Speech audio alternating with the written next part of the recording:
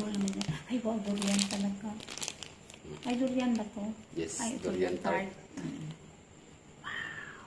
Wow. First time may magbigay, taga Davao. Umuwi yung kapatid ko last time. Nung may 1 week siya doon. Sige, akin nakauwi na pala. Pero hindi tart ba yan niya? Candy. Candy. Sige yan.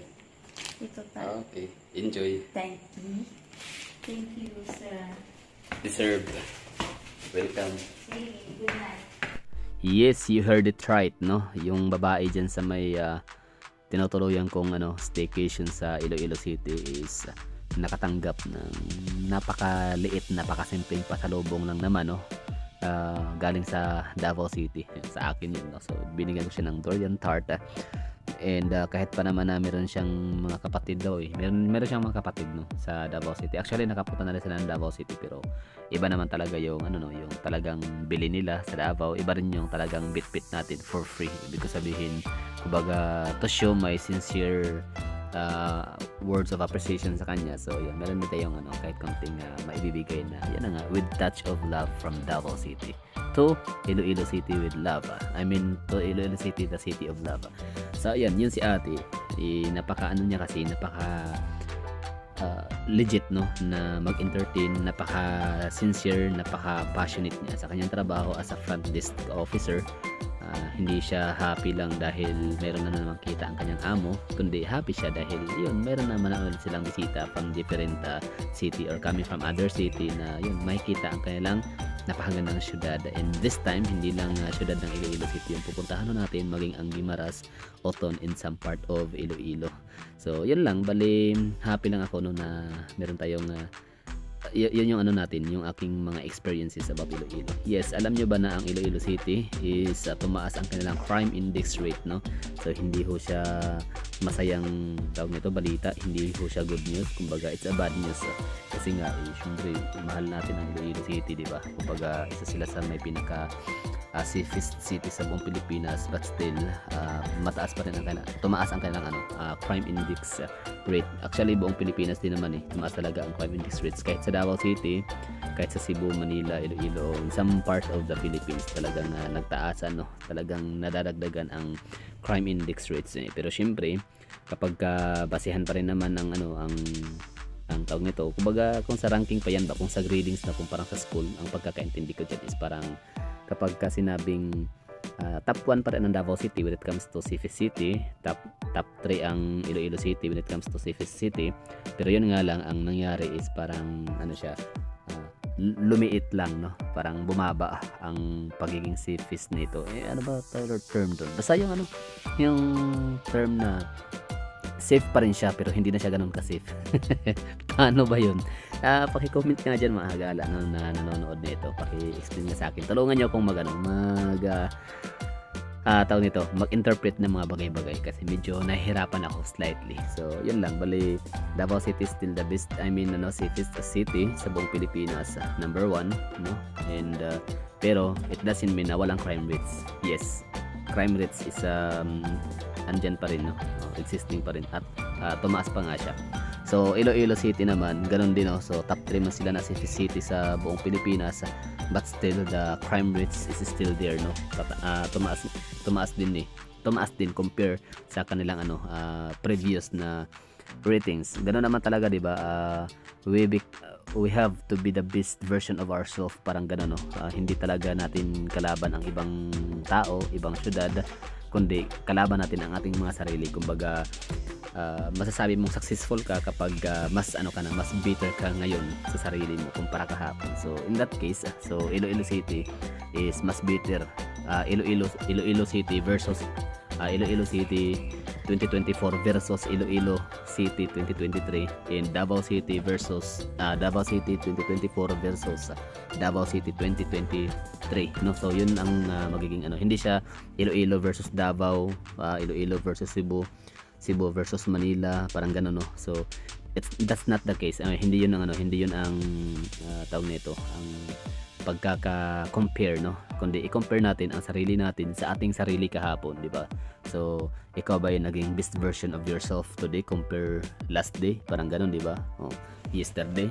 Or will you become the best version of yourself for tomorrow to compare today? Parang ganun yun, no? So, at the end of the day, hindi talaga natin kalaban ang ibang tao, kundi sarili talaga ho natin, no? Kailangan natin galingan. We have to become the best version of ourselves. So, might as well sa mga syudad naman, no?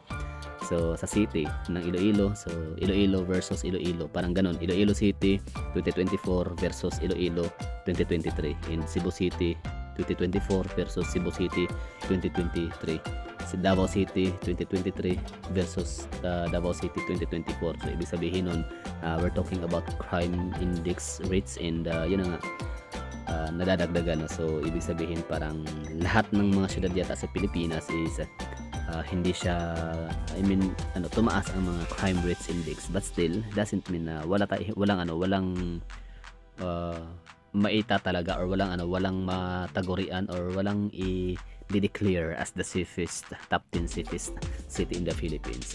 So yun, no, bali nakalangkot siya as a whole sa buong Pilipinas. Nakalangkot siya kasi tumaas nga. I don't know kung bakit. Well, anyway, ayaw ko na lang mag-speculate. So tuloy ko na lang yung aking kwento, yung aking storytelling for today's video. Yun na nga, bali itong lipad na to papuntang Iloilo City ho ito, no? So ayan, maulan kasi nga na nga ho mga gala, hindi na nga ho Mayo nga siya, yan na yung end point or parang wet season, no? Starting point ng wet season ng Pilipinas.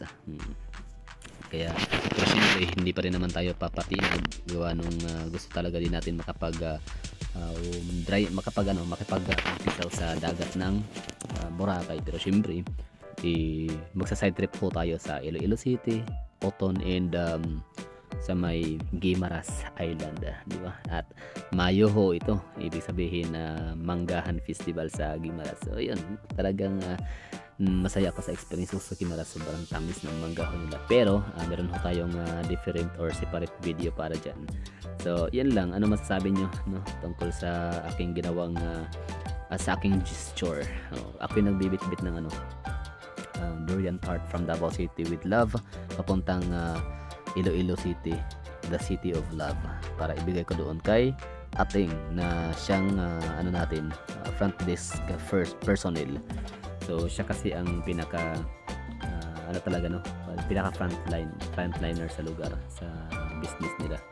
So yun, napakabait niya, napaka-sincere niya talaga bilang isang parang receiver ng mga guests talagang. At saka siya din ang nagbigay sa akin ng mga idea kung saan pwedeng pumunta sa Iloilo City nung first time kong pumunta, at pangalawa hanggang nito pangatlo. So yan lang, ingat ho kayo lahat dyan. So i-enjoy nyo lang ang the rest of the vlogs. Bye bye.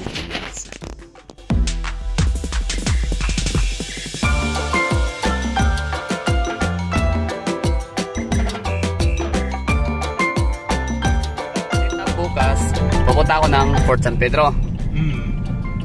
Tapos, Parula. Bali sabihin mo Parula. Parula lang. Sabi ko na sa taxi na, kuya, punta kaming Guimaras.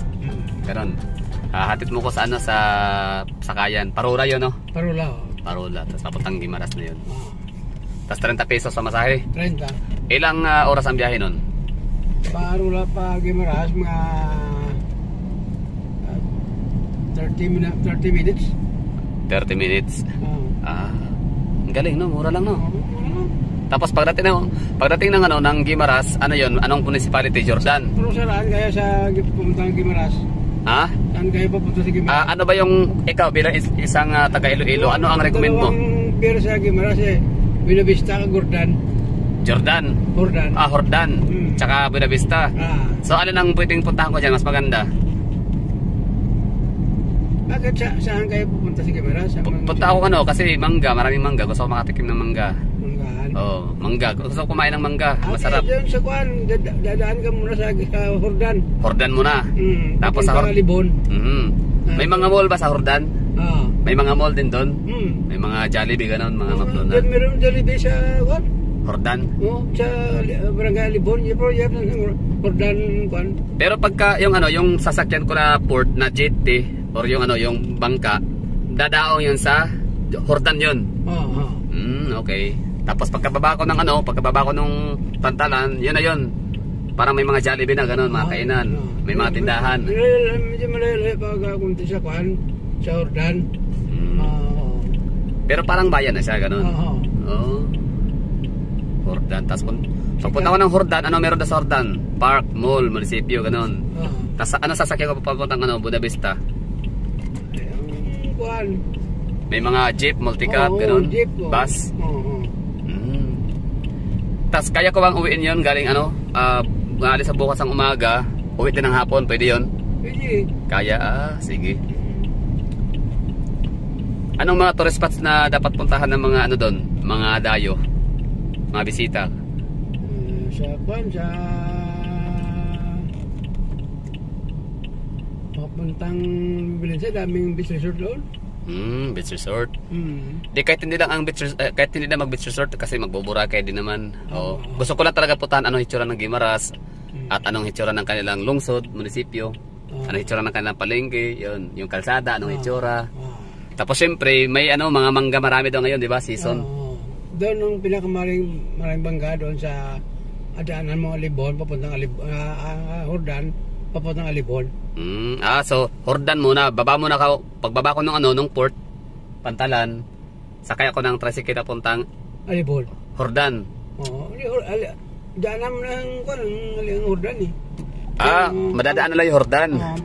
Pero yan, siyang Hordan yan. Okay. Alibon, bali pagkababa ko ng port, ulitin ko, sakay ako ng tricycle papuntang Alibon, which is madadaanan yung Hordan.